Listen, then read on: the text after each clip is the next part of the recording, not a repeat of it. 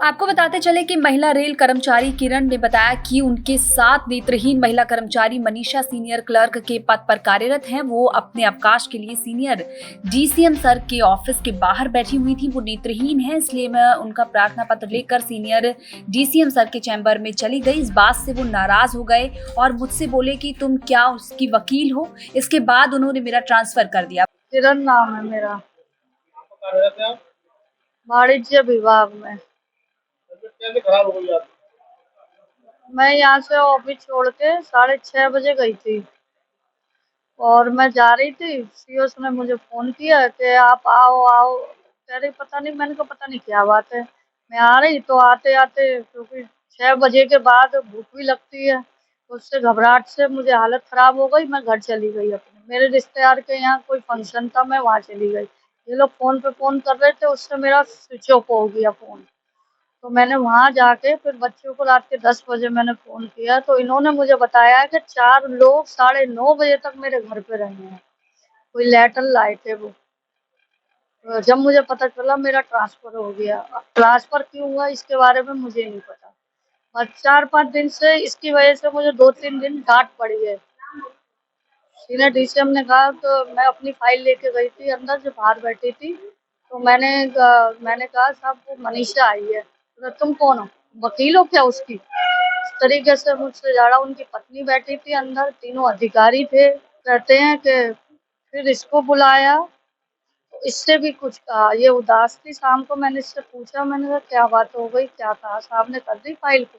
ये ट्रांसफर के लिए मुझसे करवा रही थी, इसको आता नहीं है, ब्लाइंड है ये। तो मैं इसकी फाइल प्रोसेस कर रही थी ऑनलाइन, तो वो ये देखने के लिए मेरे पास आती थी और इसके साथ कोई चले तो जब ये चलती थी। तो मेरा नेचर शुरू से ही हेल्पफुल है, तो इसलिए मैं इसके साथ ही जाती हूँ। वहीं नेत्रहीन महिला कर्मचारी मनीषा का कहना है कि मेरा 6 माह का छोटा बच्चा है जिसकी दिमागी हालत ठीक नहीं है। उसका दिल्ली स्थित एम्स में इलाज चल रहा है।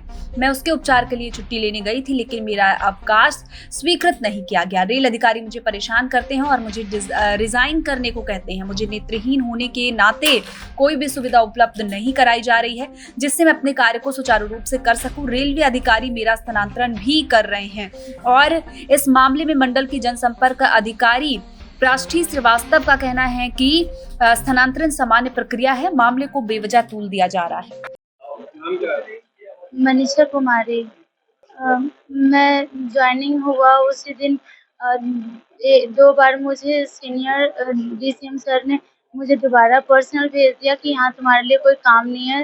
फिर उसके बाद मेरा ज्वाइनिंग 24 मार्च को हुआ और उस दिन भी मेरे साथ गलत रिएक्ट किया जा रहा था कि अगर तुमसे काम नहीं होता नॉर्मल पर्सन की तरह तो तुम रिज़ाइन दे दो। उस दिन भी मैं चुप रह गई, नहीं बोली कुछ। उसके बाद उन्होंने जहाँ मुझे सीट दिया, मैं बैठी, वहाँ पे मुझे जो काम दिए मैं कर रही हूँ आज तक।